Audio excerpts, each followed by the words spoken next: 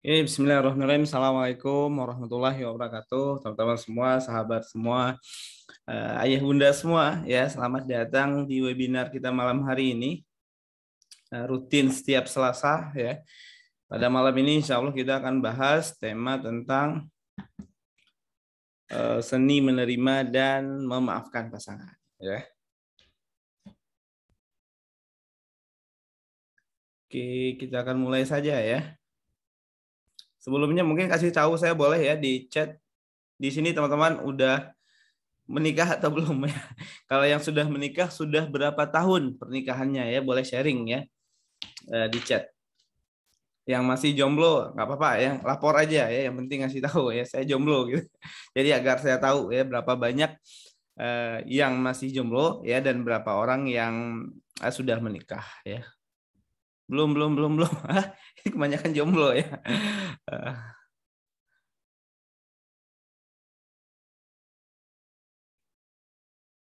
Jadi webinar Selasa malam ini tuh sangat jarang sekali yang saya bagikan rekamannya. Jadi kalau ada yang nanya rekamannya ada nggak, belum tahu ya. Jadi nggak ada jaminan ya bahwa rekamannya akan ada. Jadi saran saya teman-teman semua yang ingin belajar bisa meluangkan waktunya untuk hadir ya secara live ya. Karena hadir secara live insya Allah lebih dapat ya feel-nya ya.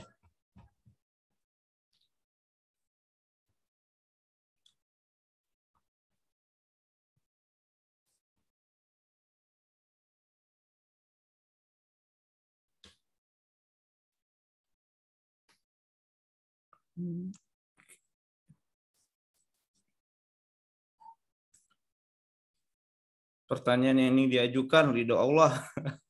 Ada ya pertanyaan ridho Allah. Ini saya lagi ngecek pendaftar nih dulu ya. Pertanyaannya kadang lucu-lucu ya. Ada yang bilang ridho Allah. Nama kamu siapa? Aduh, belum ada ya. Lagi apa ini kayaknya iseng nih ya.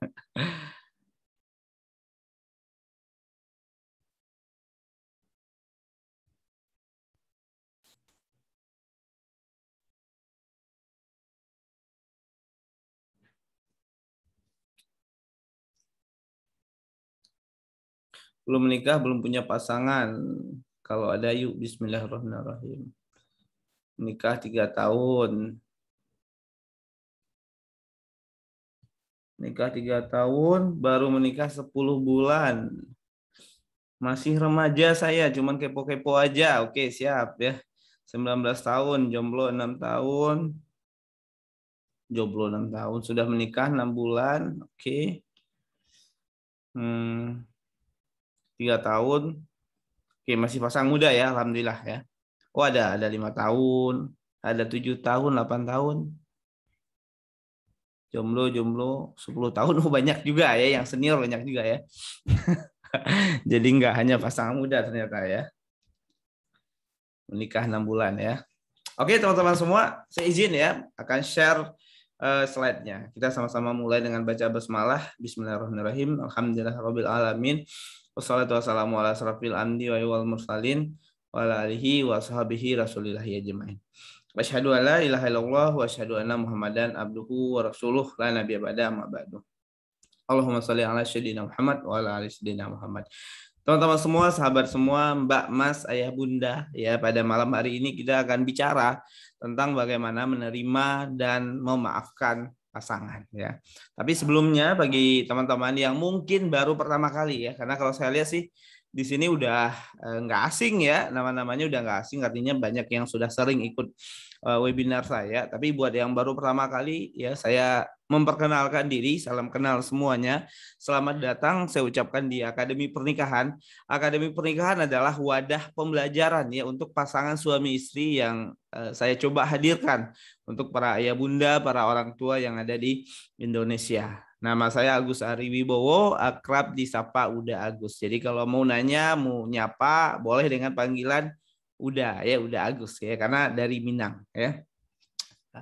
Alhamdulillah ya aktivitas saya sebagai sebagai penulis ya, relationship coach juga, founder Belajar Ta'aruf, dan juga Akademi Pernikahan ya. Dan selain itu saya juga seorang happy counselor. Nah, happy counselor ini konsultannya yang di Kampung Hening, jadi sebutannya adalah happy counselor ya.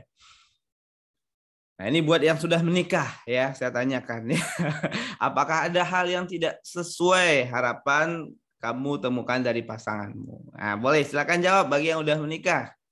Nah, kalau yang masih jomblo nyimak dulu ya.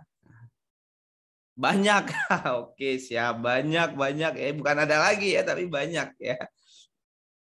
Banyak, ada banyak. Itu baca tuh bagi yang masih sendiri. Ketika udah menikah itu akan banyak sesuatu yang tidak sesuai dengan harapan ditemukan dari pasangan ya. Karena apa? Karena ketika sebelum menikah ya, nah ini buat jomblo ya. Ketika sebelum menikah itu jomblo itu kan punya angan-angan ya, punya impian, punya harapan ya, menghayal gitu ya. Wah, nanti kalau udah nikah seru nih ya. Ini kalau kita capek sendiri, wah solusinya menikah. Ketika kita ngerasa lelah, solusinya nikah. Kenapa? Karena kadang merasa ketika masih sendiri ya, saat sudah menikah itu segala urusan kehidupan selesai. Ya, saat sudah menikah ya, itu udah masuk fase surga dunia lah ya. Pokoknya udah senang banget lah kalau udah nikah. Makanya banyak ya jomblo yang berburu-buru untuk menikah ya. Terburu-buru atau bahkan tergesa-gesa menikah gitu ya. Pengen segera nikah. Tapi ya setelah menikah, ketemu realita yang ternyata jauh berbeda dengan harapan yang ada sebelumnya. Ya mungkin kalau wanita pernikahan itu mungkin berpikir kalau setelah menikah nanti bisa asik nih ngobrol ya, ada teman curhat, ada teman ngobrol, ada yang mendengarin gitu ya, ceritanya berkeluh kesah gitu ya. Realitanya ketika sudah menikah ketemu suami yang susah diajak ngobrol ya, suaminya sibuk main handphone, suaminya sibuk main game gitu ya, atau mungkin suaminya sibuk nongkrong gitu ya. Jadi ekspektasinya harapannya pengen dielus-elus oleh suami, ternyata suaminya malah ngelus handphone ya, melukin handphone dan seterusnya. Itu salah satunya. Atau mungkin laki-laki, ketika seorang laki-laki ya menikah punya harapan. Wah, kalau sudah menikah nih semua jadi indah lah. Ya, kehidupan saya lebih tertata, lebih termanajemen dengan rapi. Ya, baju tinggal pakai gitu ya. Makan ya tinggal makan gitu ya, karena ada yang nyiapin gitu misalnya.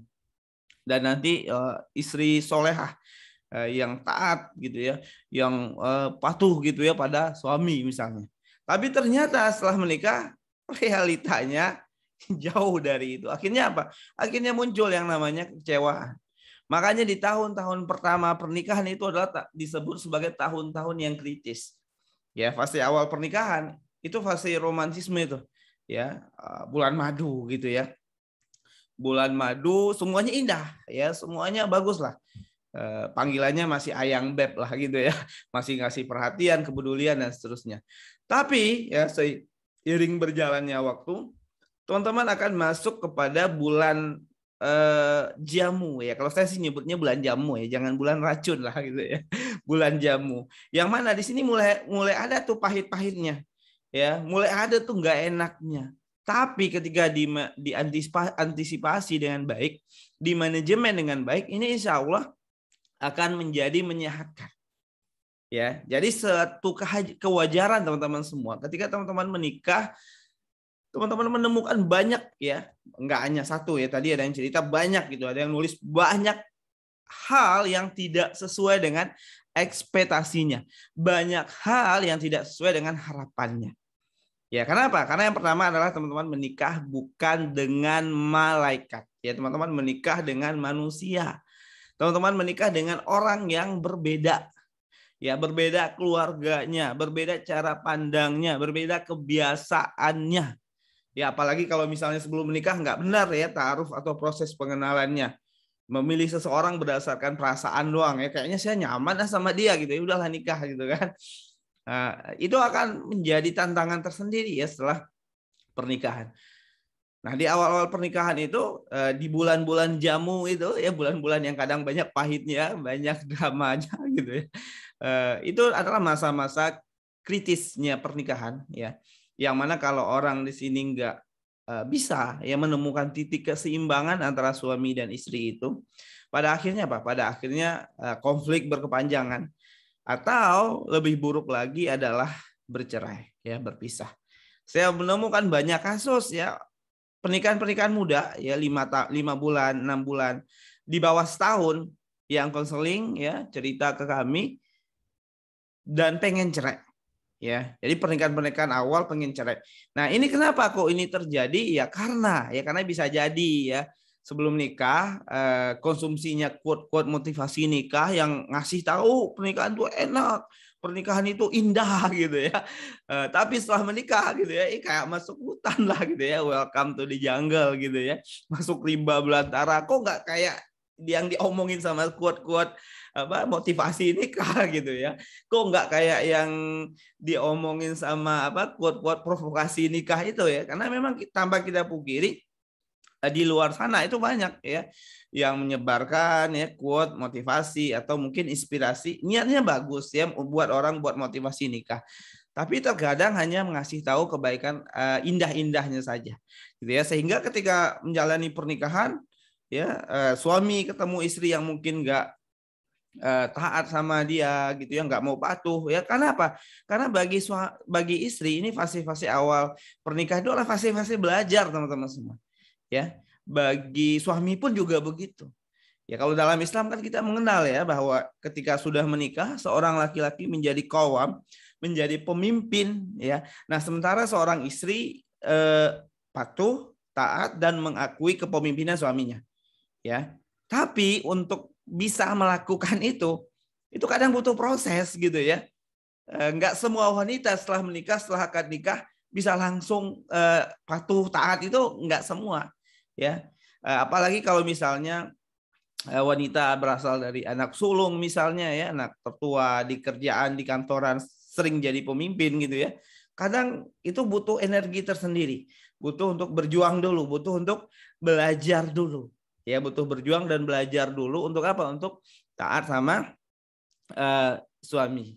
Begitu juga seorang laki-laki ketika sudah menikah, nggak langsung instan dia akan jadi qawwam ya, jadi pemimpin yang hebat gitu ya. Kenapa? Karena dia juga butuh waktu ya, butuh belajar gitu ya. Butuh belajar bagaimana menghadapi wanita, bagaimana berkomunikasi dengan wanita. Jadi fase-fase di awal pernikahan itu sebenarnya ya adalah fase-fase belajar juga.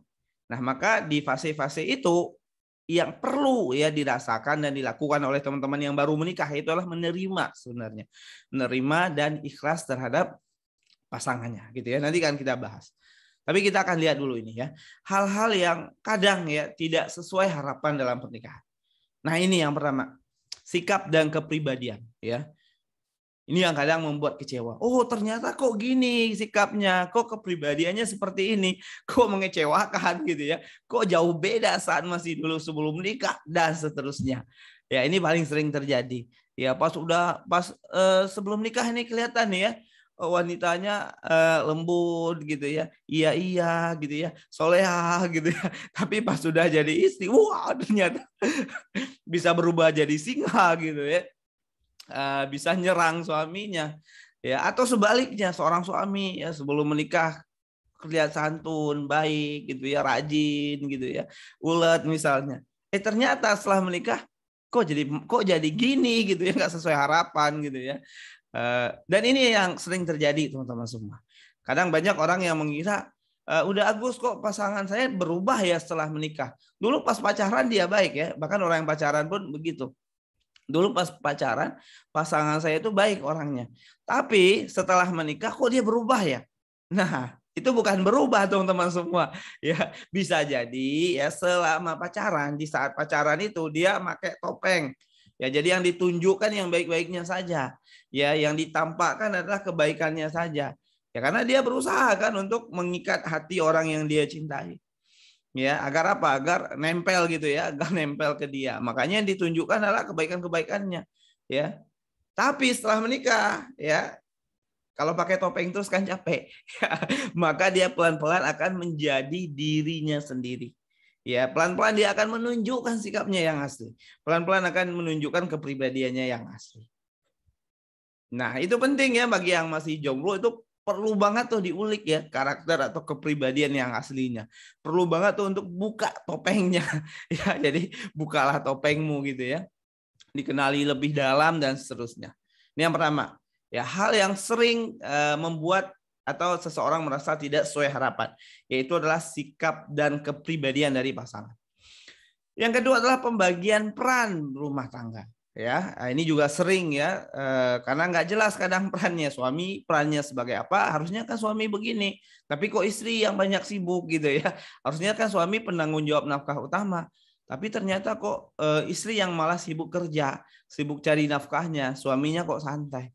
Ya, atau sebaliknya ya, suami yang dirasakan oleh seorang istri yang dirasakan oleh suami tidak menjalankan perannya dengan baik gitu.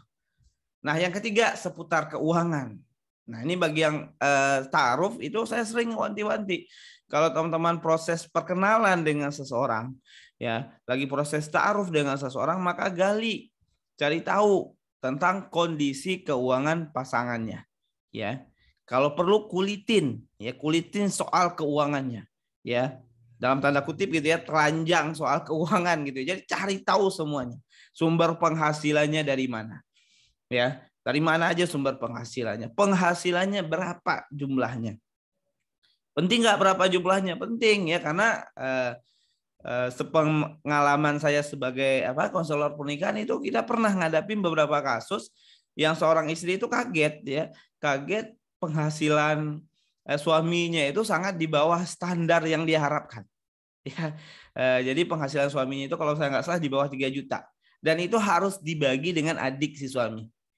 Ya, akhirnya apa? Akhirnya kekecewaan yang muncul. Pas ditanya, emang dulu waktu taruh nggak ditanya, waktu kenalan nggak ditanya penghasilannya, jawabannya malu ya, nggak ditanya. Ini banyak ya buat para mbak-mbak gitu ya. Kalau misalnya sekiranya nggak kuat untuk menerima kondisi keuangannya apa adanya nanti, maka tanya, jangan malu-malu. Bahas soal keuangan itu bukan hal yang tabu. Bahas soal keuangan itu bukan berarti wanita jadi matre gitu ya. Bahas soal keuangan bukan berarti wanita jadi mata duitan, enggak. Ya, tapi adalah untuk memastikan bahwa si wanita ini kira-kira bisa nggak nanti ridho, bisa nggak nanti menerima kondisi keuangan suaminya seperti itu. Ya.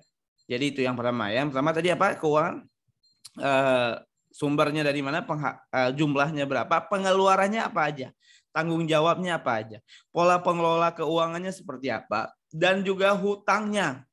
Tidak pernah nemuin kasus ini ngeri ya, karena ketahuan ya suaminya, pasangannya punya hutang 200 juta. Ya, akhirnya kaget dan itu hutang riba gitu ya. Dan banyak drama lah pada akhirnya. Ya, jadi hal-hal yang seperti itu sering terjadi ya soal keuangan. Makanya gali betul ya soal keuangan. Nah, yang keempat, yang sering juga ya tidak sesuai harapan dalam pernikahan apa? Hubungan menantu mertua. Ya, ada yang mungkin dicampuri gitu ya, didikte mungkin ya oleh orang tuanya, oleh mertuanya. Padahal pengen nih bangun rumah tangga sendiri. Ada mungkin yang dipaksa harus tinggal di rumah mertua dan seterusnya. Nah, ini hal-hal yang tidak sesuai dalam harapan dalam pernikahan. Nah, kira-kira kalau ketemu hal yang seperti ini, kira-kira apa yang akan dilakukan? Apakah kabur ya, lari dari masalah gitu, atau atau berusaha memperbaikinya? Banyak banget tidak sesuai harapan, tapi berkat terus belajar dan introspeksi diri, saling mengenal dan mencintai, alhamdulillah makin cinta, alhamdulillah ya. Nah, kalau ketemu yang seperti ini, bagaimana solusinya? Ya, maka pahami bahwa pernikahan adalah seni untuk berdamai dengan ekspektasi diri sendiri. Sebenarnya ketika teman-teman melihat sesuatu yang tidak sesuai ya dengan harapan teman-teman, itu sebenarnya bukan menuntut pasangan ya sebenarnya ya, bukan menyalahkan pasangan, tapi adalah mengevaluasi ekspektasi diri ya. Karena yang membuat kecewa itu kan bukan pasangan, Yang membuat kecewa itu kan ekspektasi diri teman-teman. Teman-teman punya ekspektasi nilai pasangannya 8, tapi ketemunya realitanya 5. Ya, makanya jadinya kecewa. Tapi kalau misalnya nih ekspektasi di awal ya nilai pasangan 3, ketemunya 5, bersyukur. Ya. Kenapa? Karena lebih tinggi daripada yang diharapkan gitu ya. Tapi karena ekspektasi yang mungkin tinggi, udah tinggi, dan ternyata realita yang dihadapi tidak sesuai dengan ekspektasi, maka perlu untuk apa? Untuk berdamai dengan ekspektasi diri sendiri. Ya. Nah, bagaimana langkah-langkahnya? Ya, seni menerima dan memaafkan pasangan itu ada beberapa. Yang pertama adalah menerima dengan ikhlas orang yang sudah diputuskan untuk menikah dengannya. Ya, ingat ya, teman-teman menikah dengan seseorang, teman-teman yang sudah menjadi pasangan hidup teman-teman, itu adalah karena pilihan teman-teman. Karena teman-teman yang memilih. Ya, teman-teman yang memutuskan gitu ya. Jadi jangan sampai juga nyalahin Allah, ya Allah kenapa kok saya ditakdirkan nikah sama dia gitu ya. Allah udah sampaikan ya, Allah udah katakan segala kebaikan itu datangnya dari Allah, segala keburukan itu datangnya dari manusia. Dalam memilih jodoh ya, wanita diberi hak untuk memilih ya, menolak atau menerima. Disampaikan kepada wali ya, para wali, para ayah ya oleh Rasulullah, apabila ada seorang laki-laki yang meminang putrimu, maka tanyakanlah dulu kepada putrimu, apakah dia suka atau tidak, apakah dia mau menerima atau tidak. Artinya apa? Wanita punya pilihan untuk memilih siapa yang akan jadi pasangan hidupnya. Ya, yang kedua ya, buat laki-laki ada juga tuntunannya ya, pilihlah wanita karena hartanya, karena cantiknya gitu ya, karena keturunannya, karena agamanya, dan diutamakan untuk memilih karena agamanya. Di surat An-Nisa ayat 34 disebutkan ya peran laki-laki. Laki-laki sebagai qawam, sebagai pemimpin di keluarga. Ya, artinya apa? Artinya Allah berpesan buat para wanita, kamu kalau mau nikah cari laki-laki yang bisa jadi pemimpinmu, yang bisa jadi qawammu. Ya, itu sebagai tuntunan teman-teman semua. Ini buat yang jomblo yang masih sendiri itu sebagai tuntunan. Ya, karena apa? Karena laki-laki lebih dari wanita. Allah melebihkan laki-laki dibanding wanita. Karena laki-laki menafkahkan sebagian dari hartanya. Artinya apa? Artinya cari laki-laki yang juga bisa, siap dan mampu ya secara finansial untuk menafkahi. Ya. Jadi begitu. Jadi udah ada tuntunannya ya buat yang wanita gitu ya, disebutkan di surat An-Nisa juga kalau wanita yang solehah itu adalah yang taat sama Allah. Ini yang pertama, taat sama Allah. Yang kedua adalah taat sama suaminya sebagai bentuk ketaatannya pada Allah. Dan yang ketiga adalah menjaga dirinya ketika suaminya nggak ada, menjaga hak-hak suaminya. Artinya apa? Pilih yang solehah. Ini tuntunan. Ya, ini buat yang belum menikah. Nah, ketika sudah menikah ketemu ya bisa jadi ketemu yang tidak sesuai harapan atau ngerasa pilih pasangan, maka bisa jadi itu adalah ya dampak dari pilihan yang mungkin kurang dikenali dulu gitu ya sebelum memilih. Wah, udah terlanjur cinta, udah nikah aja gitu misalnya. Ya. Jadi begitu. Jadi yang pertama itulah ya terima dengan ikhlas orang yang sudah diputuskan untuk menikah dengannya. Ya. Tapi dia seperti ini, ada kekurangan, ya sudah terima ya, menerima dengan ikhlas ya. Nah, yang kedua adalah berhenti merasa sebagai korban, berhenti sebagai mental korban. Ya, playing victim ya, bermain merasa sebagai korban, merasa sebagai keset ya, keset apa? Keset ya. Keset yang buat itu buat diinjak-injak. Banyak ya dalam pernikahan ya hampir 90% ya kalau datang konsultasi pernikahan ke saya itu biasanya sebagai mental korban ya, atau lihat aja nih pertanyaan-pertanyaan yang masuk ya biasanya sebagai mental korban ya, merasa dirinya yang selalu salah ya, merasa dirinya menjadi korban dari pasangannya, semua kesalahan ada dalam diri pasangannya sementara dirinya sebagai korban. Ketika memiliki mental korban, ketika merasa sebagai korban, maka teman-teman akan sulit untuk melakukan evaluasi diri. Teman-teman akan sulit untuk melakukan perubahan diri. Ya, yang akan dilakukan apa? Menuntut pasangan untuk berubah. Harusnya kan dia begini, harusnya kan dia begitu, harusnya dia tidak begini, harusnya dia tidak begitu. Ya. Dan kita mesti ingat bahwa sesuatu yang di luar diri kita itu ada di luar kendali diri kita. Makanya apa? Makanya kan kayak gitu terus ya. Diri kitanya nggak mau berubah, diri kitanya nggak mau evaluasi, diri kitanya nggak mau melakukan perbaikan, tapi nunjuk terus, nyalahin terus.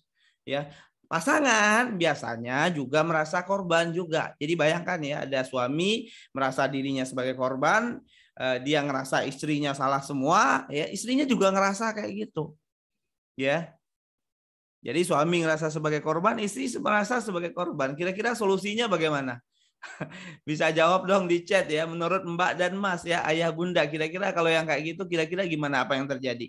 Ketika masing-masing ngerasa korban, ya ketika masing-masing merasa dirinya yang paling salah gitu ya, paling paling menderita. Ya, ketemu nggak solusinya? Nggak ketemu. Kenapa? Karena sibuk nyuruh orang untuk berubah. Ya, sibuk nyuruh pasangan untuk mulai perubahan itu. Pasangan juga melakukan hal yang sama. Akhirnya apa? Berantem berkepanjangan. Ya, akhirnya ya sibuk benar ya, sibuk melihat keburukan pasangan. Ya. Jadi berhenti merasa sebagai korban dan lihat ke dalam diri, jangan keluar. Fokusnya adalah bukan apa yang harusnya pasangan lakukan. Ya, itu paling gampang ya. Kalau disuruh nih mikirin apa yang pasangan kita lakukan itu paling mudah. Disuruh 100 tulis 100 saja saya yakin nih. Ya, para ayah bunda bisa. Ya, misalnya saya kasih PR, silakan tulis ya 100 hal yang mesti dilakukan oleh pasanganmu. Wah, kan itu harusnya dia begini, harusnya dia peka, harusnya dia ngomong sama aku, harusnya dia begini, bla. Saya yakin pintar semua ya, kita bisa tulis. Tapi pertanyaannya, pernahkah kita lihat ke dalam diri kita? Lihat ke dalam. Apa yang bisa kita lakukan? Ya, jadi bukan pasangan kita lakukan, tapi apa yang bisa kita lakukan. Mulai ambil tanggung jawab. Ya, jadi mulai ambil tanggung jawab untuk apa? Untuk melakukan perubahan di dalam kehidupan rumah tangga. Ini ada suami, ada istri nih, ya, masing-masing punya masalah, ya lagi konflik gitu ya. Nah, ketika sama-sama konflik terus gitu ya, mesti ada satu orang yang mundur dulu, teman-teman semua. Satu orang dulu yang turun egonya, satu orang dulu yang waras dulu gitu ya. Satu orang yang sadar dulu. Nah, satu orang inilah yang pada akhirnya menjadi inisiator perbaikan di dalam kehidupan rumah tangganya. Satu orang inilah yang pada akhirnya menjadi inisiator dan lama-lama akan menjadi inspirator perubahan dalam kehidupan rumah tangganya. Ya, karena biasanya begitu ya, ketika sama-sama keras, ada satu orang yang mundur dulu, ya mengalah selangkah dulu, nggak apa-apa gitu ya, turunin ego dulu, lebih sabar dulu.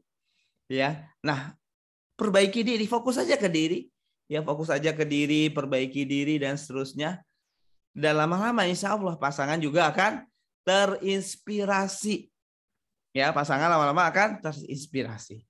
Kalau dia nggak terinspirasi gimana udah Agus? Kalau dia nggak berubah gimana? Yang penting fokus aja ke apa yang teman-teman bisa lakukan.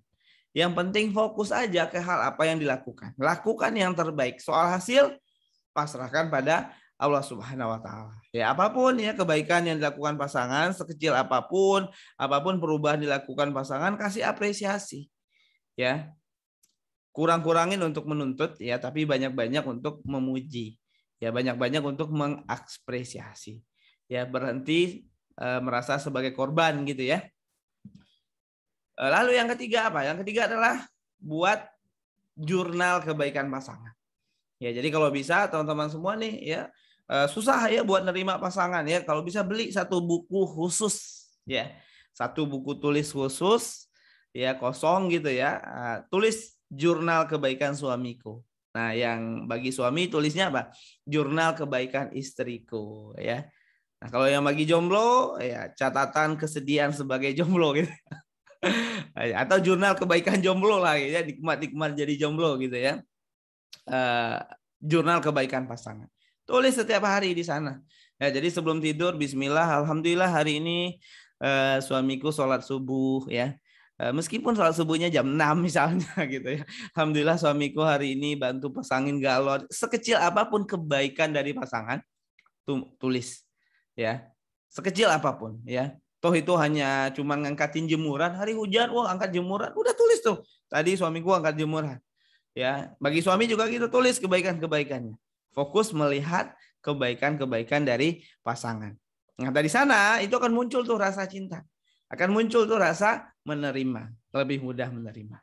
Tapi itu kadang berat udah Agus, ya berarti saya harus nahan diri dong, nahan ego, sabar gitu ya. Kan capek. Ya emang begitu.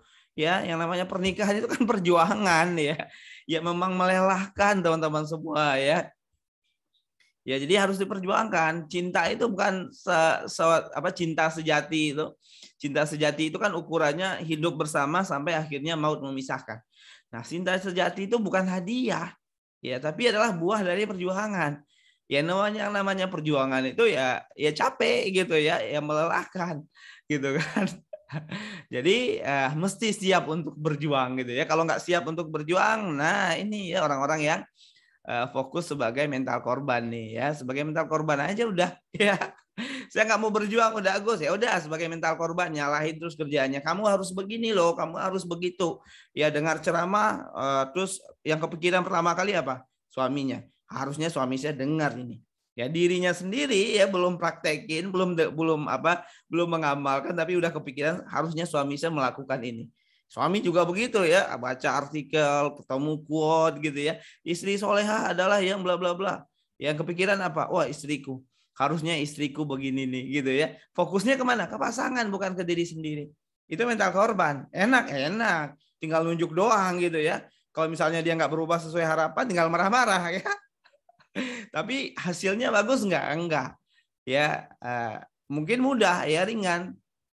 Tapi akan ya begitu terus gitu ya. Berbeda halnya dengan ketika teman-teman semua yang memulai ya mengambil tanggung jawab ya.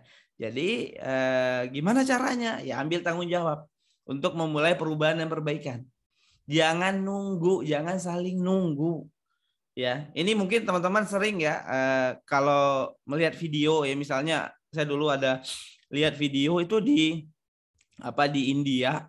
Kalau nggak salah di India, yaitu ada pohon roboh tumbang itu menghalangi jalanan, ya, menghalangi jalanan raya. Yang pada akhirnya kondisinya hujan, pohon tumbang, menghalangi jalan raya, dan akhirnya itu mobil nggak ada yang bisa jalan. Nah, ada ratusan mobil yang macet, ada ratusan mobil yang numpuk, semuanya bunyiin klakson, semuanya marah-marah, semuanya maki-maki, ya. Dan nggak ada yang bergerak memulai gimana nyari solusinya, semuanya nyalahin semua.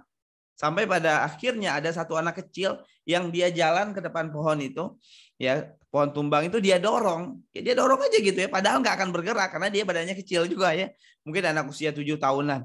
Tapi ketika dia memulai ambil tanggung jawab, dia mulai melakukan suatu perubahan, suatu tindakan nyata, ternyata itu menginspirasi satu orang. Melihat anak kecil ada yang dorong, wah ada bapak-bapak juga ikutan. Ya turun dari mobil ikutan dorong juga, nggak bergerak juga. Bapak-bapak yang lain ngelihat juga, coba juga. Akhirnya lama-lama apa? Semua orang yang ada di sana turun dari mobilnya dan sama-sama beramai-ramai itu mendorong pohonnya, dan pohon yang tumbang itu pada akhirnya terpinggirkan. Ya. Nah itu yang terjadi teman-teman semua. Ketika ada satu orang, ya ini nggak hanya dalam hubungan suami istri ya, bahkan dalam kehidupan sosial masyarakat, ketika banyak orang hanya melihat dan nunggu yang lain, maka solusi itu nggak akan ketemu. Tapi ketika ada satu orang yang mulai perubahan, ada satu orang yang mulai tanggung jawab, meskipun itu dari yang dia lakukan nggak memiliki dampak apa-apa, tapi setidaknya itu akan menginspirasi. Ya, menginspirasi dirinya untuk lebih semangat lagi misalnya, dan juga akan menginspirasi pasangannya. Ya, ketika dalam kehidupan rumah tangga awalnya suami sama istri ini kayak Tom and Jerry ya, berantem terus gitu ya, perang gitu ya, drama terus. Ada satu orang yang berubah ya, misalnya si Tom jadi baik ya. Si Tom kalau apa-apa banyak ngalah aja udah. Ya si Tom kasih pelayanan yang baik ke pasangannya, ubah cara bicaranya, ubah sikapnya, ubah perilakunya. Ya Jerry awalnya mungkin ngelihat ini kenapa sih Tom sok-sok baik nih? Ada maunya kali ya, atau mungkin ngeledek ya. Kamu kenapa? Aku jadi orang baik? Gak usah lah, kamu kan aslinya kasar gini gitu kan. Tapi si Tom terus melakukan kebaikan-kebaikan. Saya yakin si Jerry akhirnya sadar, kayaknya dia benar-benar jadi baik deh. Akhirnya apa? Si Jerry pelan-pelan akan jadi baik juga gitu ya. Kenapa? Karena udah diinspirasi. Nah, kadang itu waktunya yang nggak tahu ya, makanya lakukan yang terbaik ya, ahsanul amalu gitu ya, lakukan yang terbaik. Soal hasil kita pasrahkan kepada Allah Subhanahu wa taala. Begitu teman-teman ya, masih ada waktu 15 menit. Silakan kalau ada yang mau bertanya ya, mau sharing boleh ya. Tanyanya di fitur Q&A ya. Di sini ada fitur Q&A, kita menggunakan Zoom webinar dan itu pakai fitur Q&A kalau mau tanya jawab ya.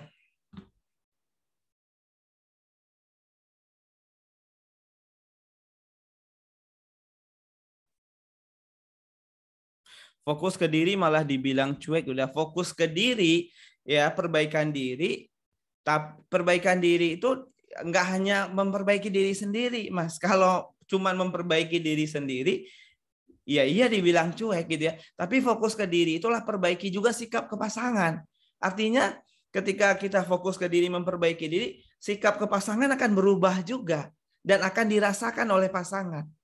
Ya misalnya nih kalau selama ini ya jarang gitu ya ngasih masakin buat mas-mas gitu ya, kalau pagi itu masak ya, besok-besok duluan ya bangun masak, beres-beres ngepel gitu ya, siapin sarapan, ayo sayang kita makan pagi gitu kan, ini teh manisnya udah ada. Nah itu kan mengubah hal atau sesuatu yang selama ini mungkin jarang dilakukan dan dirasakan oleh pasangan dampaknya. Kalau fokus ke diri, perbaiki diri buat diri sendiri, ya iya cuek gitu ya. Karena yang merasakan kebaikannya kan Mas sendiri. Ya, jadi fokus ke diri itu maksudnya fokus ke hal apa yang Mas bisa lakukan ke pasangan. Jadi pasangan pun merasakan kebaikan itu. Ya.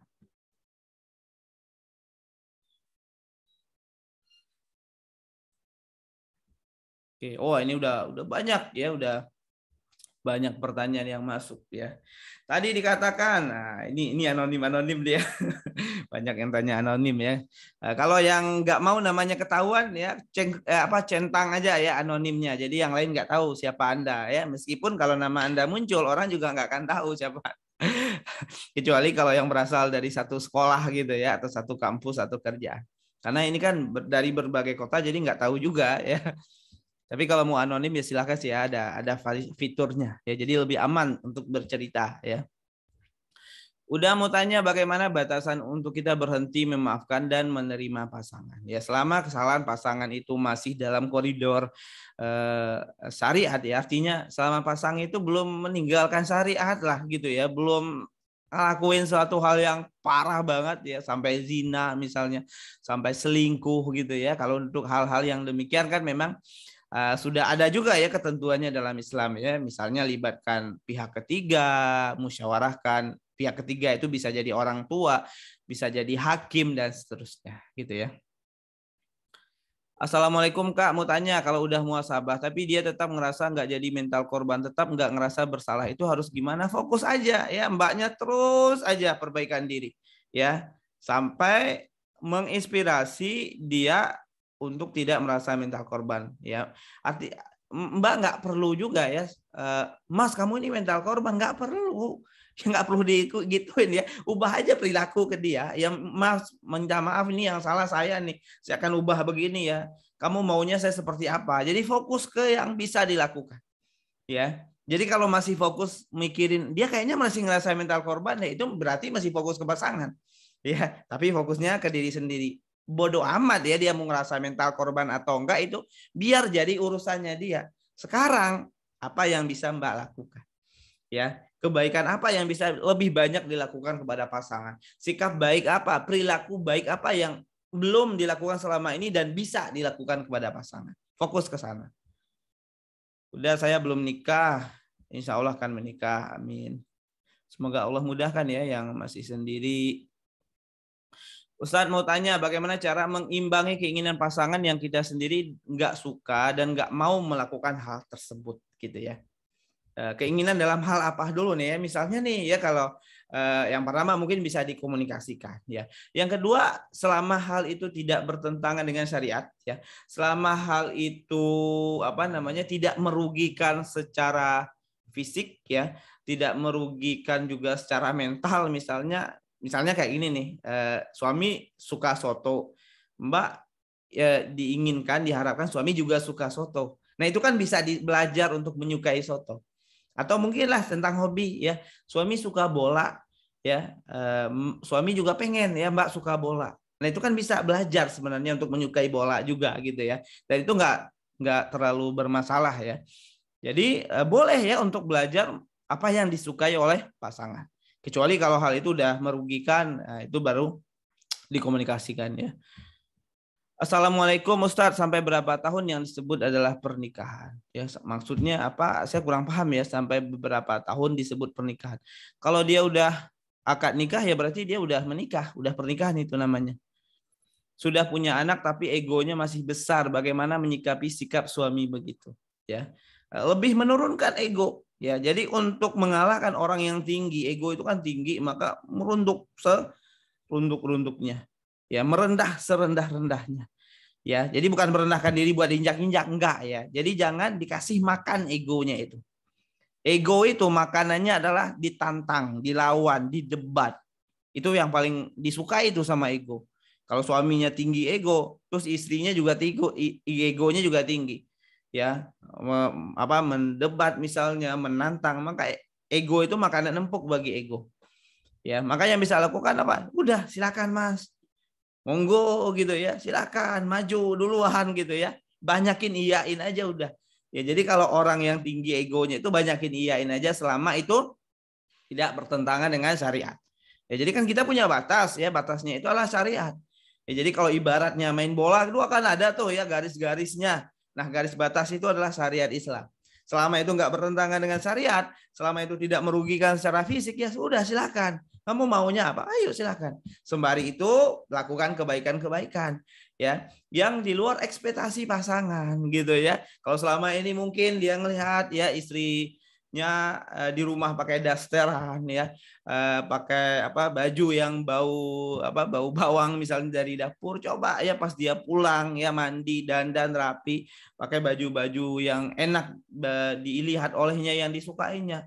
Ya, baju yang mungkin agak seksi misalnya dan seterusnya. Itu kan di luar ekspektasinya dia. Kalau selama ini jarang ngajak dia ngobrol, coba ajak ngobrol sambil dipijit. Kalau selama ini jarang mendukung hobinya, bahkan kesal ngelihat hobinya, sekarang coba temanin dia ya untuk menikmati hobinya. Suami suka bola, nonton bangun jam 3 malam, wah ikutan bangun juga. Ya, bikin gorengan misalnya, bikin kopi, temani nonton bareng. Pelajari klub yang disukai suami. Wah, suami suka MU misalnya, pelajari. Wah, ini pemainnya ini. Jadikan itu sebagai bahan obrolan dengan pasangan. Ya, itu bisa dilakukan. Ya. Udah, bagaimana caranya agar kita bisa memaafkan pasangan dan tetap menjaga perasaan cinta terhadap pasangan? Karena seringkali kesalahan-kesalahan yang diperbuat pasangan mengakibatkan perasaan cinta menjadi berkurang bahkan hilang. Ya, sering-sering nulis jurnal kebaikan pasangan. Ya, sering-sering menulis jurnal kebaikan pasangan. Kalau bisa setiap hari tulis jurnal kebaikan pasangan. Jadi begitu ya.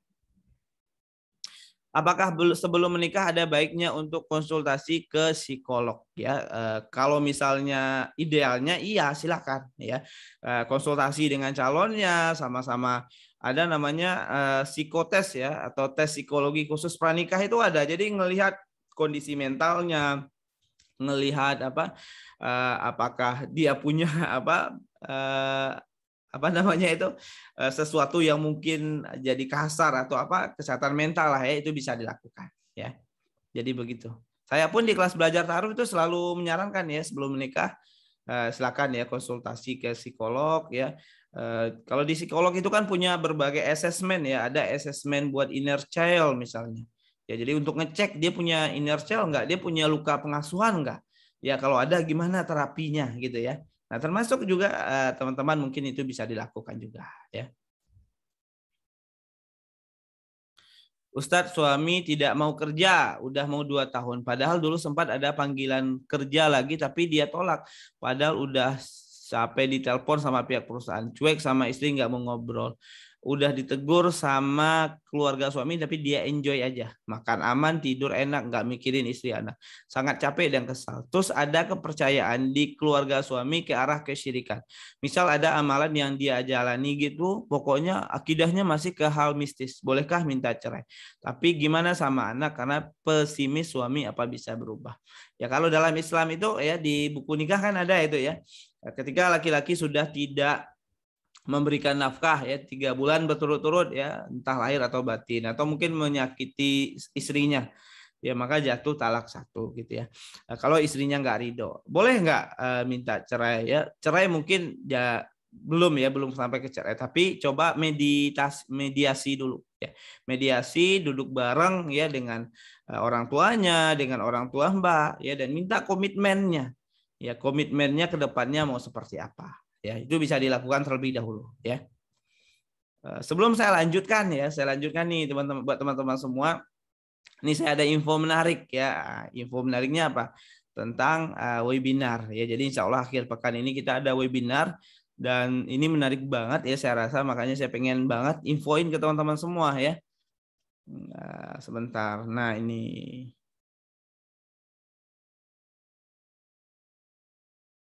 Nah, nama programnya apa? Kelas Suami Istri Bahagia Part 1. Jadi kita akan belajar 2 sesi. Ya, satu sesinya kurang lebih 1,5 sampai 2 jam. Yang pertama adalah sesi pertama kita akan belajar fondasi hubungan suami istri. Ya, kita akan belajar tentang peran suami apa, peran istri apa, dan banyak hal lainnya, merancang tujuan pernikahan juga ya. Yang kedua adalah seni mengatasi konflik suami istri. Jadi kalau ada konflik gimana sih caranya? Banyak prakteknya, worksheet-nya dan seterusnya. Nah, kontribusi belajarnya ya untuk mengikuti program ini teman-teman semua, ayah bunda, ini buat yang udah menikah ya. Buat yang jomblo kalau mau ikutan sih silakan aja gitu ya. Nah, buat yang udah menikah itu hanya 75.000 ya, 75.000 2 sesi dan bisa diikuti berdua. Ya. Jadi satu orang itu ya sekitar 35.000 lah. Ya, jadi cuman 2 gelas es boba ya. Jadi sangat mudah dan murah sekali. Ini jamnya jam 19.30 sampai selesai dan insya Allah ada rekamannya. Ya, jadi bagi ayah bunda yang mau daftar silakan bisa segera daftar karena ini saya batasin maksimal buat 50 orang aja. Ya. Kalau misalnya di sini udah full ya, saya prioritaskan yang buat yang ikut live ya. Kalau misalnya udah full, maka saya nggak akan infokan lagi di luar ya. Kalau masih ada sisanya baru nanti saya infokan di luar ya. Silakan yang mau daftar itu linknya sudah saya bagikan di chat ya. Silakan klik link nanti akan langsung masuk ke WhatsApp ya. Oke, kita lanjutkan menjawab pertanyaannya. Wah, ini seru nih pertanyaannya, makin banyak ya. Saya suka ini ya. Tadi dikatakan pada proses ta'aruf harus ditanyakan mengenai keuangan calon pasangan. Tapi jika calon tidak menanyakannya pada saat ta'aruf, apakah saya sebagai laki-laki langsung menyampaikan saja kondisi keuangan pribadi kepada calon pada saat ta'aruf? Iya, benar. Ya, jadi diajak calon itu untuk ngomongin duit. Ya, kalau teman-teman yang udah ikut kelas belajar ta'aruf ada satu topik penting yang perlu diobrolin ya. Kalau bisa itu 1 kali pertemuan, itu adalah topik tentang keuangan. Ya, jadi diajak ya karena bisa jadi calon itu nggak tahu, nggak semua orang tahu ya, nggak semua orang tahu ya, dan nggak semua orang juga ngerasa penting saat belum menikah ya. Jadi lebih baik nih bagi laki-laki lebih baik kasih tahu aja ya. Jadi jangan takut juga nanti kalau dia tahu penghasilan saya dia nggak jadi mau dong sama saya, nggak apa-apa. Lebih baik dia nggak mau di awal sebelum nikah daripada nikah, nah daripada dia menyesal setelah menikah denganmu gitu ya. Pas sudah nikah dia kesal, suamiku gini ternyata ya, good looking doang ya, dompetnya kering gitu misalnya gitu ya. Akhirnya dia kecewa. Ya untuk apa? Lebih baik di awal. Ya, lebih baik pahit-pahit di awal gitu ya. Kalau nggak suka ya nggak apa-apa. Ini kondisinya nih, kamu mau nggak gitu kan. Kalau nggak mau ya sudah, kita end ya, kita akhiri misalnya. Udah kan memang fitrahnya semua pasangan akan nampak sifat aslinya pas sudah nikah. Terus apakah salah dimulai dengan itu, maksudnya saling tidak tahu sama lain gitu ya? Enggak juga gitu ya. Ini fitrah kata siapa ya? Sebelum menikah itu bisa dikenali sifat aslinya. Ya, mengenali sifat asli, karakter aslinya itu kan bisa sebelum menikah. Makanya dalam Islam ada istilahnya penjajakan, ya, mengenali pasangan dari orang-orang terdekatnya, mengenali dari keluarganya, dan itu bisa dicari tahu sebelum nikah.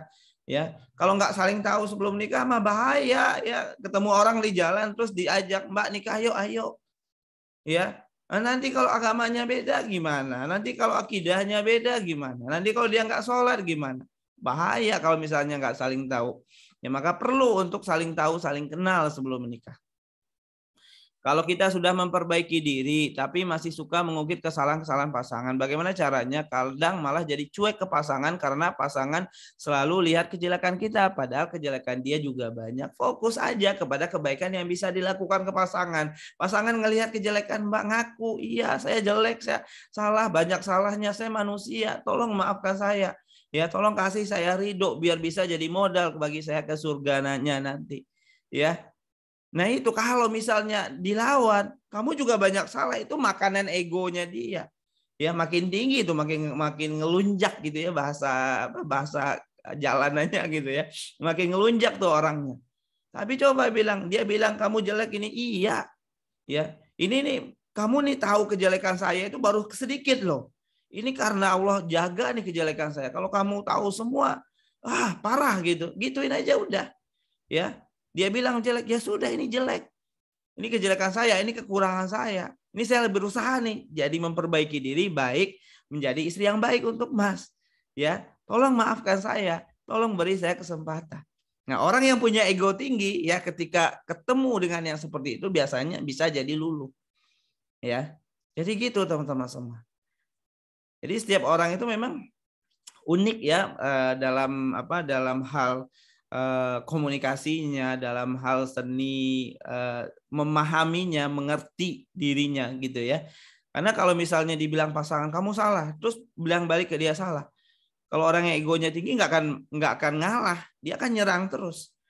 Ya. Ego tinggi, pengendalian buruk, ya, emosi buruk gitu ya. Tapi kan udah jadi pasangan hidup gitu kan nggak sesimpel ya udah kita ceraikan, nggak gitu. Makanya diperbaiki. Nah, cara memperbaiki itu mulai dari yang kita bisa. Itulah diri kita.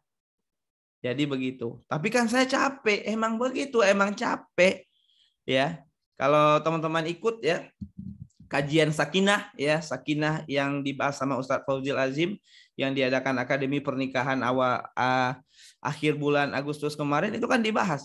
Sakinah itu hadir, Sakinah itu muncul setelah adanya gejolak. Ya, makanya ayat-ayat sakinah di Al-Qur'an itu biasanya setelah ada peperangan dan apa. Ya, jadi sakinah itu bukan menikah lalu langsung tenang, enggak. Tapi menikah lalu berjuang dan pada akhirnya mendapatkan kesakinahan itu. Ya. Udah memaafkan dan menghilangkan emosi karena dia dengan teknik memaafkan dan mendoakan dia. Tapi kalau bertemu dia muncul lagi rasa emosi negatifnya. Apakah tekniknya belum benar gitu ya? Walau alam gitu ya, bisa jadi di tekniknya atau mungkin perlu teknik yang lain dan seterusnya. Ya, kalau hal-hal yang seperti ini saran saya sih konseling ya. Konseling jadi bisa digali ya. Di mana nih yang perlu diperbaikinya. Gimana cara memaafkan pasangan yang berkata sangat kasar beberapa kali dan dilakukan depan anak ya? Ya sama ya, cara maafkannya sama, sama dengan maafkan perilaku yang lain gitu ya. Jadi begitu teman-teman semua, ketika ini buat yang jomblo ya. Jadi ketika sudah menikah ya, lalu ternyata punya pasangan nih, kata-katanya kasar ya. Maka ya perlu untuk apa? Untuk mulai berubah dari diri sendiri, mulai baik dari diri sendiri kepada pasangan. Ya, mulai dikenali kapan nih pasangan ini akan mengeluarkan kata-kata kasar, kapan nih pemicunya dikenali. Ya. Dan itu memang butuh perjuangan, butuh kesabaran. Nanti kita akan bahas ya di kelas tanggal 19 Oktober di sesi seni mengatasi konflik. Kalau yang belum nikah, saya gampang tinggal bilang, kenali gitu ya. Kenali bagaimana pola pengasuhannya, kenali bagaimana orang tuanya. Ya, kalau ada seorang yang kata-katanya kasar, maka biasanya dia juga mendapatkan perlakuan seperti itu dari orang tuanya. Nah, anak Mbak nih yang ngelihat ya, ayahnya berkata-kata kasar, dia sedang belajar juga.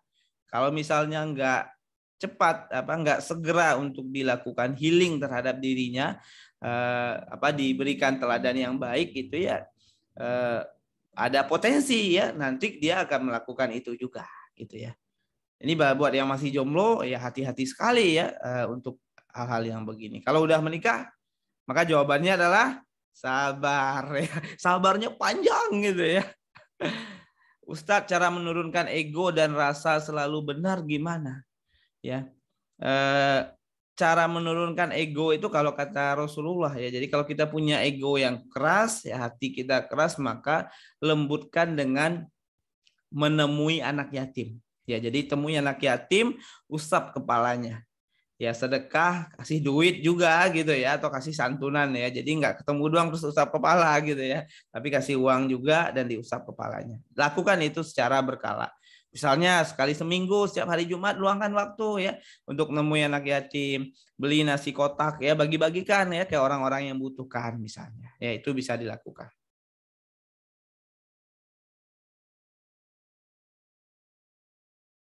Maksudnya tahun keberapa yang disebut usia awal pernikahan yang masih mencari kecocokan satu sama lain.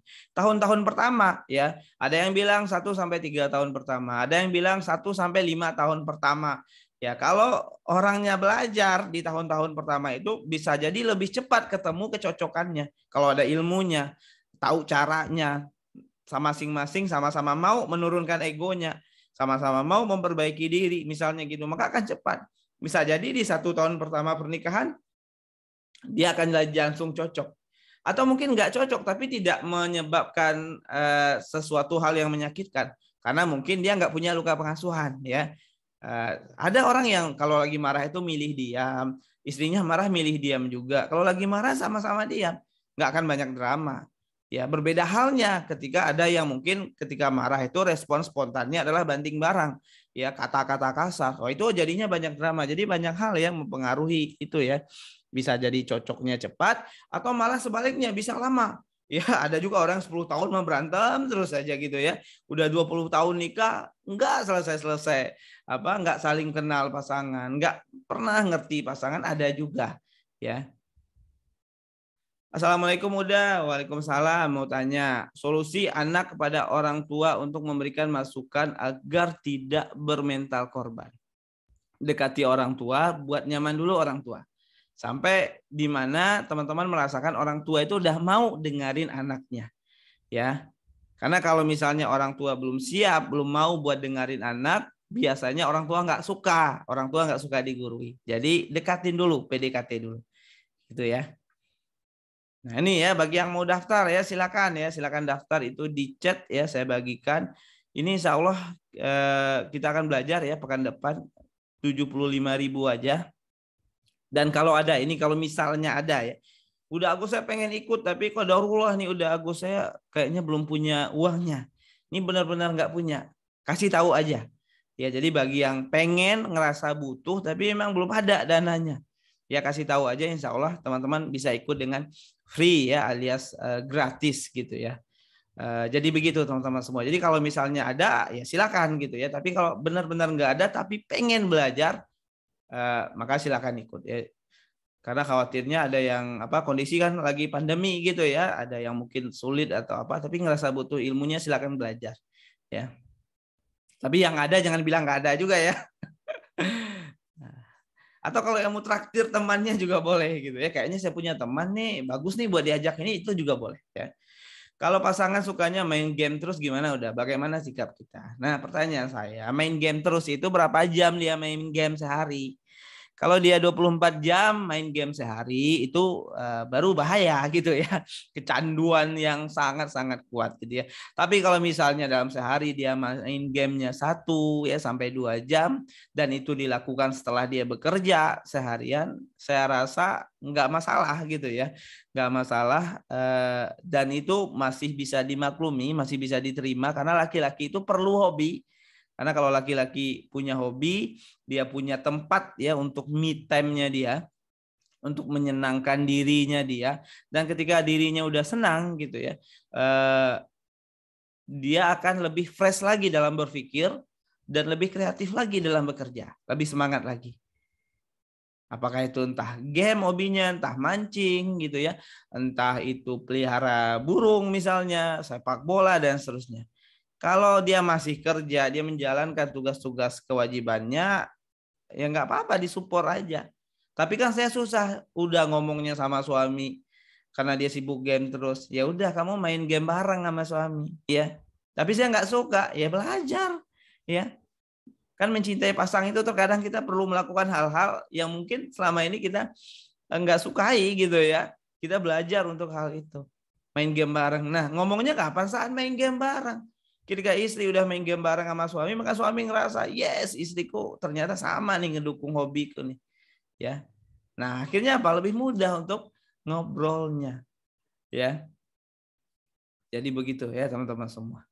Dan ini menarik ya, enak ya. Jadi salah satu hal yang mungkin akan memudahkan komunikasi dengan pasangan itu adalah ketika hobi sama.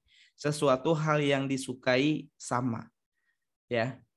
Jadi ketika suatu hal yang disukai itu sama, itu lebih lebih asik tuh ngobrolnya. Karena orang biasanya ide, topik, ngobrol ngalir itu muncul kalau ngobrolin sesuatu yang disukai. Ya, orang yang suka bola ketemu sama orang yang suka bola itu berjam-jam ngomong bisa kemana-mana tuh ya, analisa ini, analisa itu, nggak selesai gitu ya. Nah, bayangkan kalau misalnya dengan pasangan seperti itu.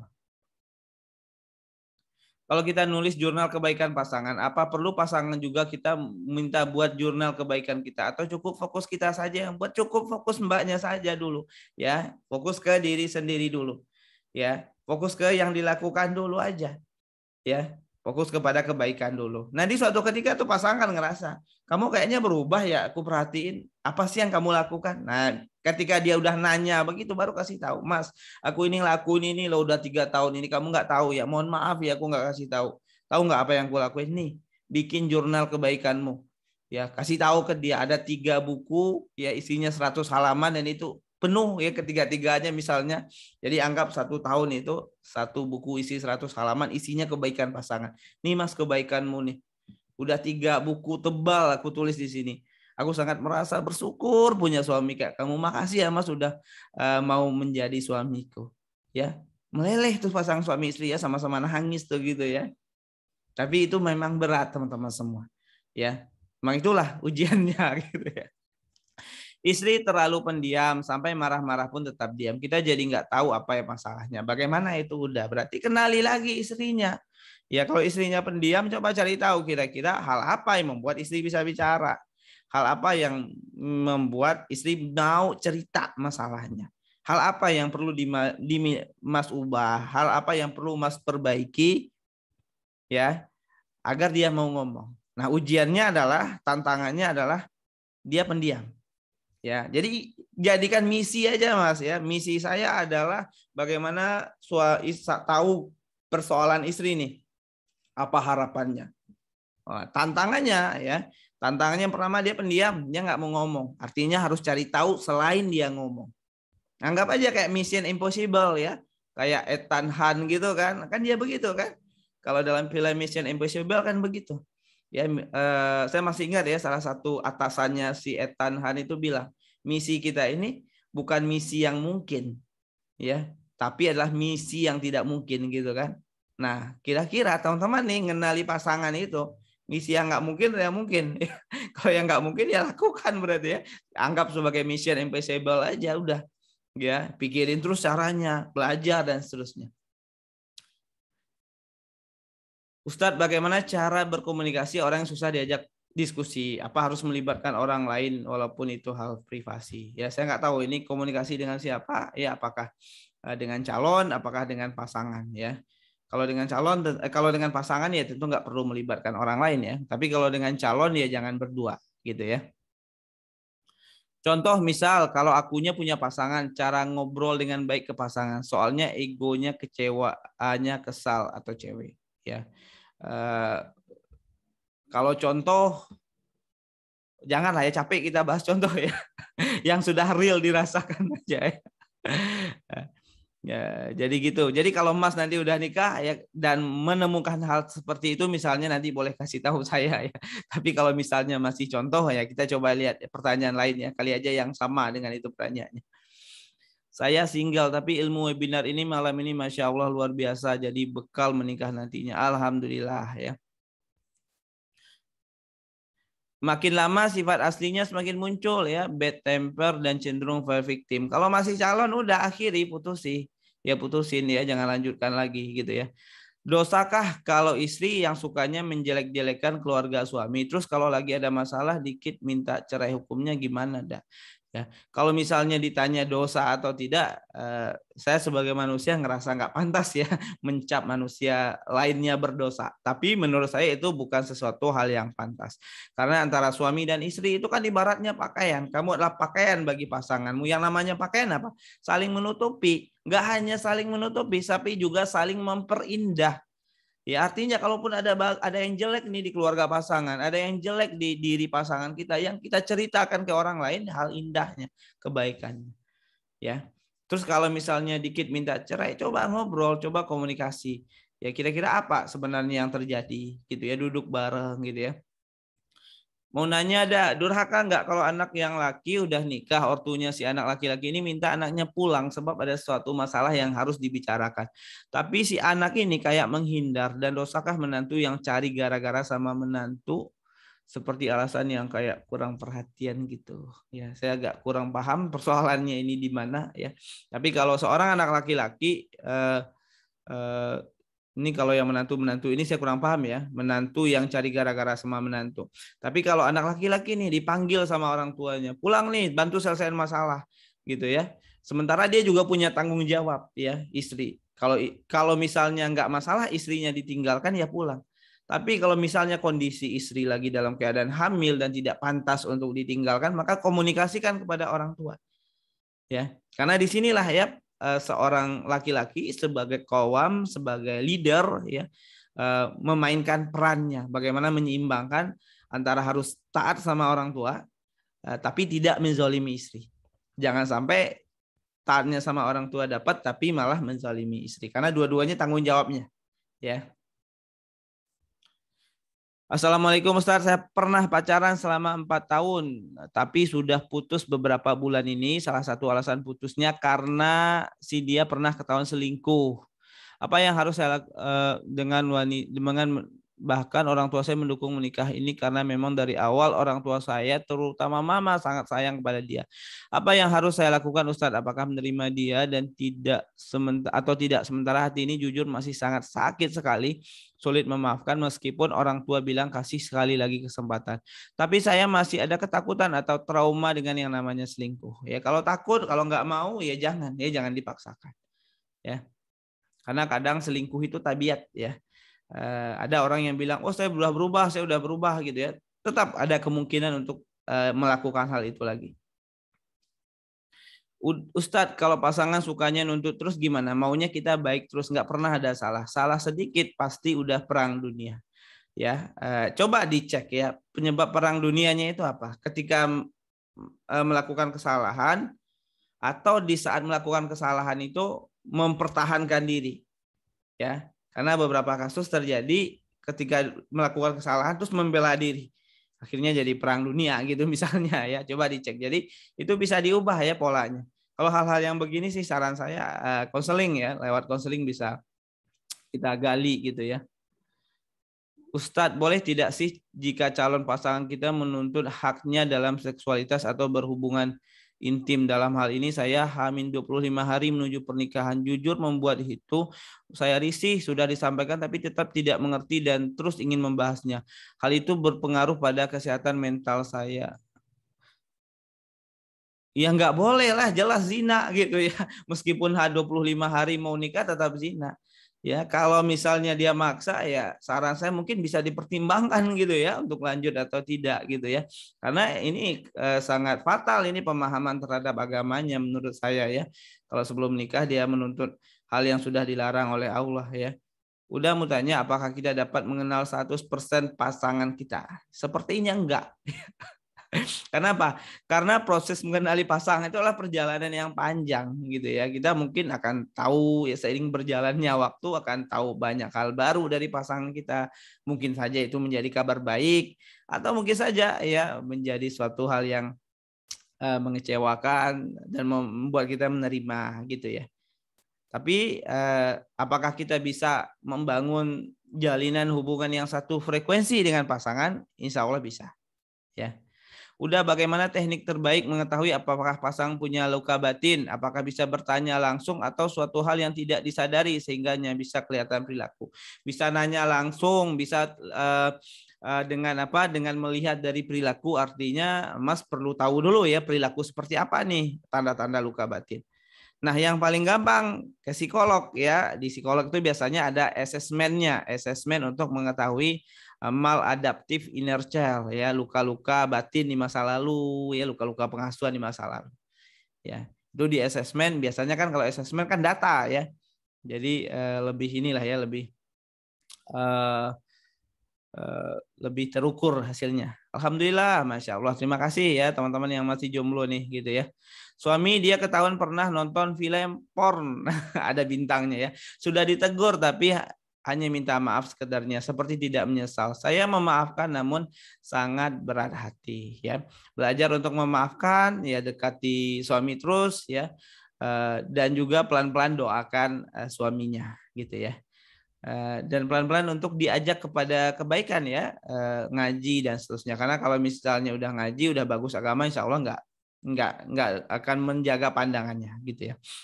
Karena kadang gini teman-teman, saya pernah ya di akun apa namanya, akun parenting gitulah ya, akun parenting, akun pernikahan gitu, edukasi pernikahan, tapi bukan yang Islam ya. Itu ada malah disuruh disarankan nonton film-film porno gitu ya, dalam tanda kutip film porno tadi gitu ya.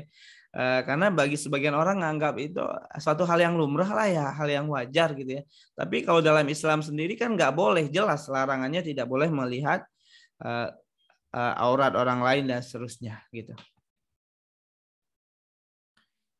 Udah, kalau ternyata calon pasang kita punya luka batin yang belum selesai, setelah ditanya ke psikolog juga, apakah sebaiknya saya harus mundur? Bagaimana caranya agar dia tidak semakin terpuruk dan menerima keputusan saya untuk mundur? Apakah akan lanjut atau mundur, itu kembali ke pilihan Mbak atau Mas gitu ya. Kalau misalnya mau mundur tentu ada risiko, ya risikonya mungkin dia kesal, sakit hati, jadi terpuruk ya. Ya minta maaf yang bisa dilakukan gitu, dan beri dia waktu untuk sembuh sendiri ya, biarin gitu ya.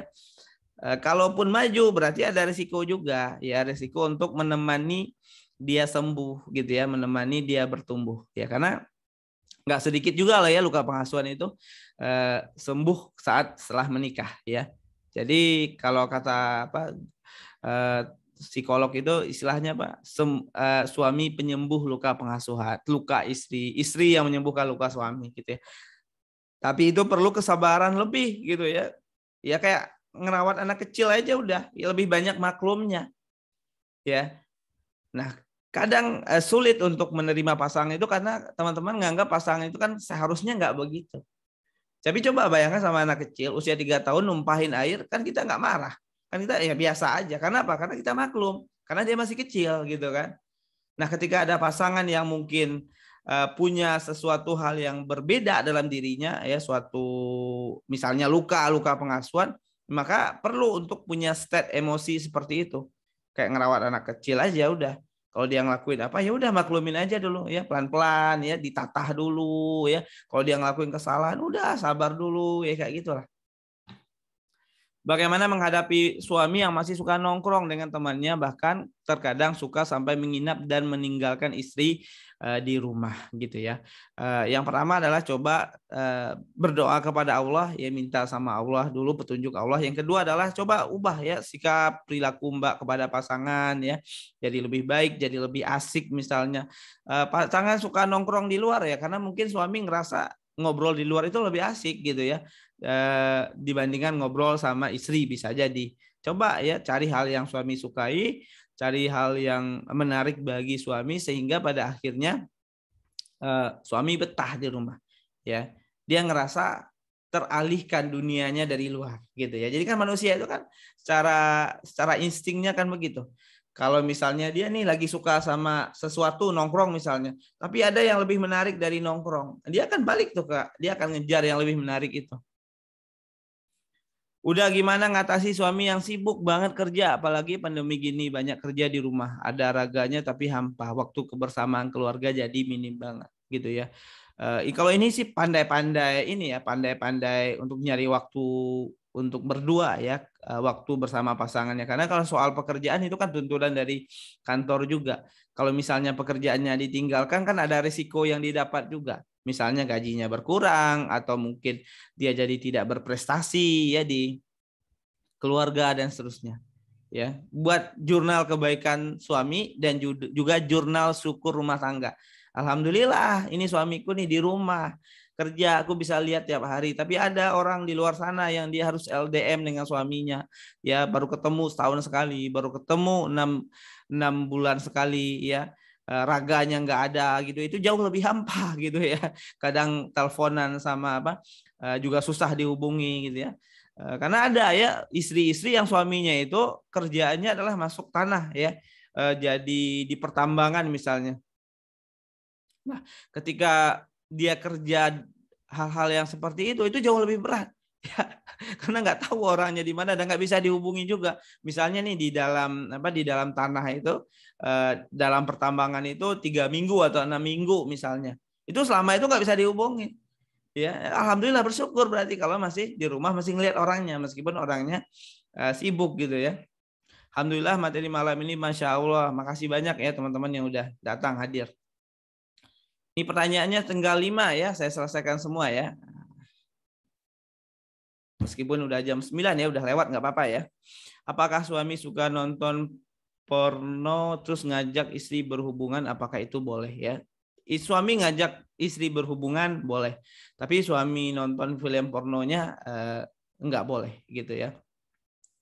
Tapi memang butuh proses ya, karena untuk membenahinya enggak hanya dari enggak hanya dari stop dia nonton film pornonya ya, tapi dari soal ibadahnya, soal ketaatannya sama Allah, dari soal pemahaman agamanya gitu ya.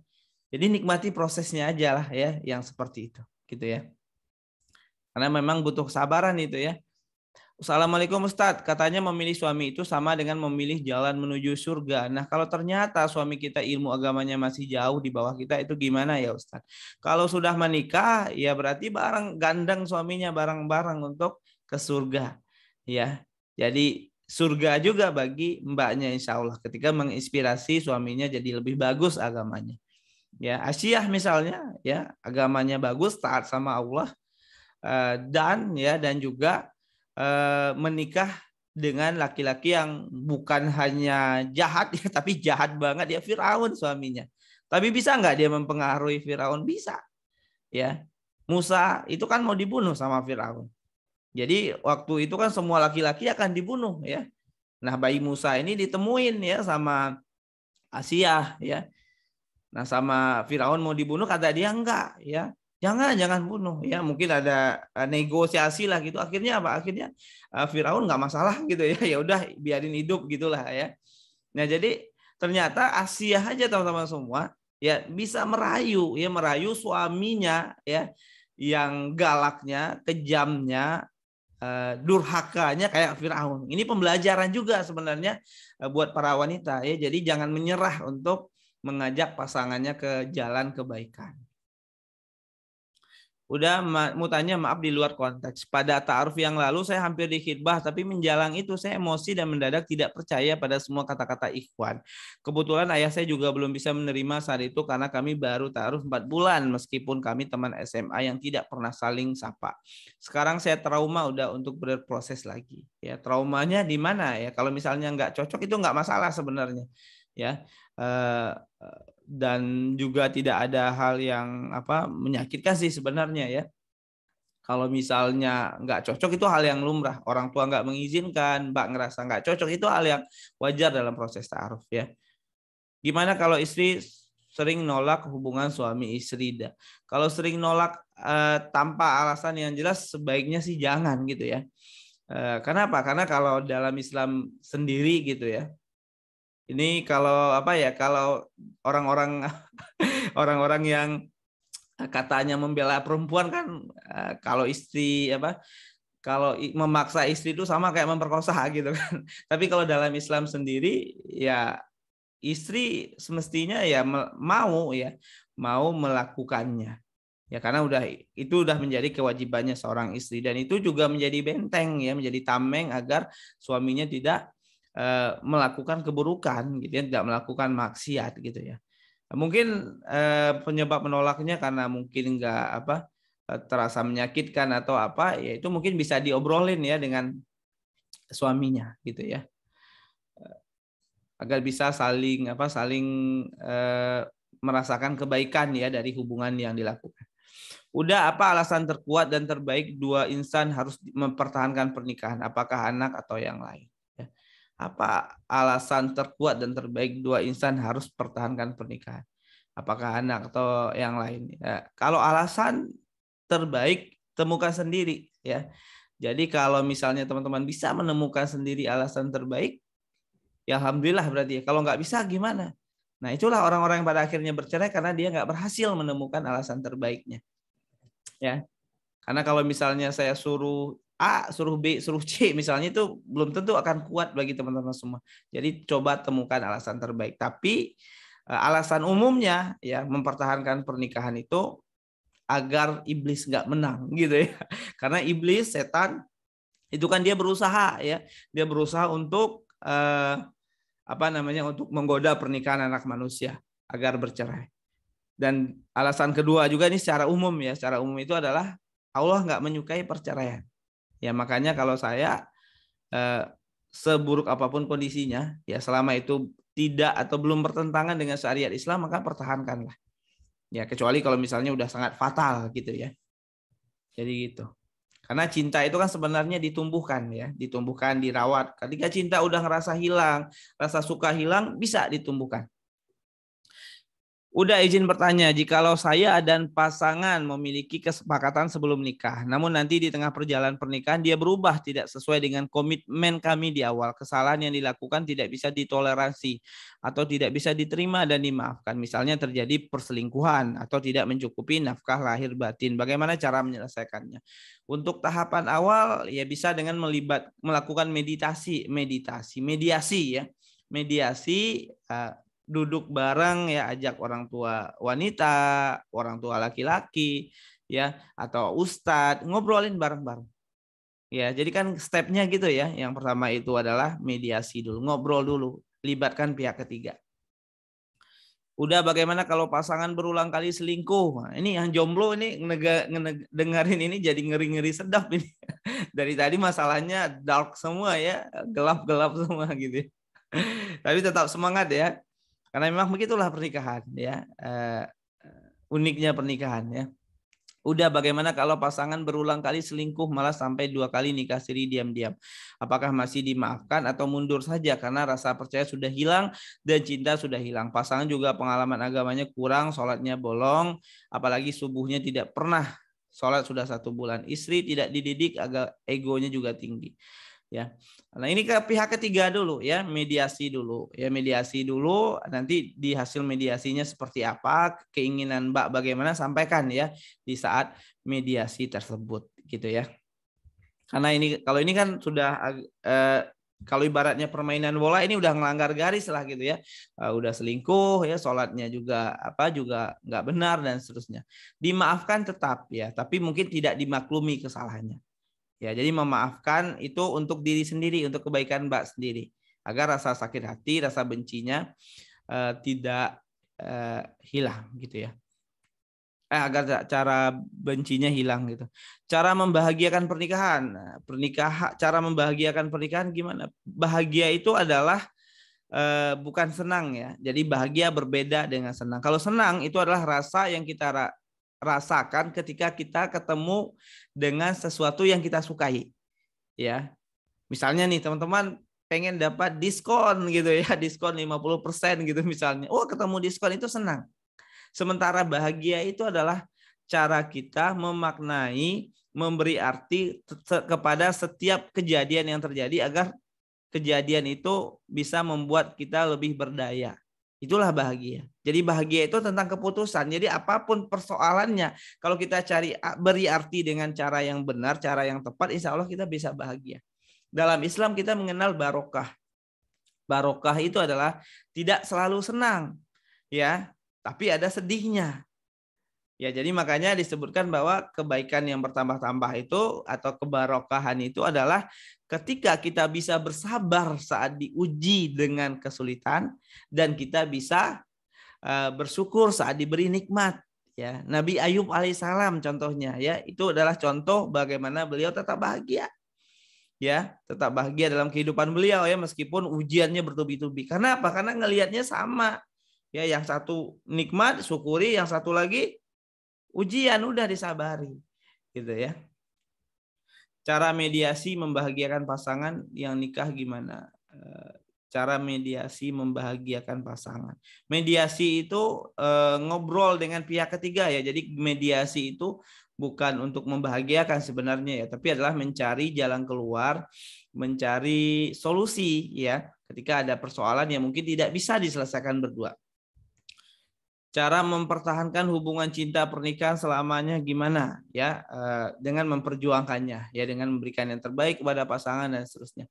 Ustadz, webinar ini ada rekamannya enggak? Ada ya, insya Allah ada. Mudah-mudahan besok dikirim ya, mudah-mudahan mood saya bagus buat ngirimnya. Assalamualaikum Ustadz, saya gagal ta'aruf dengan seseorang karena berbeda manhaj. Walaupun berbeda, ikhwan tersebut tetap ingin menikahi saya. Namun saya ingin mundur karena khawatir akan banyak perdebatan. Keputusan saya untuk mundur membuat sisihan ikhwan kecewa sekali. Mereka merasa disesatkan dengan alasan saya untuk mundur. Apa yang harus saya lakukan agar hubungan saya dengan dia tidak bermusuhan? Ya, tolak aja ya, kalau yang penting dari mbaknya nggak ada keinginan untuk bermusuhan. Adapun bagaimana dia merespon itu kan urusannya dia, itu di luar kendali Mbak. Ya, jadi kalau memang udah nggak suka ya udah tolak, apapun responnya ya serahkan ke dia. Silakan ya bagi teman-teman yang mau daftar webinar hari Sabtu, insya Allah kita bisa diskusi lebih dalam lagi, lebih banyak lagi. Bisa daftar di chat ya. Webinar malam ini mungkin itu aja dan sampai jumpa di webinar pekan depan ya. Jadi insya Allah hari Selasa depan kita webinar lagi, kita belajar bareng lagi karena setiap Selasa malam kita ada webinar rutin ya. Mungkin itu aja dari saya. Mohon maaf atas segala kekurangan, mohon maaf atas pertanyaan yang mungkin kurang tepat jawabannya dan berbagai kekeliruan dan kekhilafan saya ya, karena segala keburukan dari saya dan kebaikan dari Allah Subhanahu wa taala. Wabillahi taufiq wal hidayah. Assalamualaikum warahmatullahi wabarakatuh.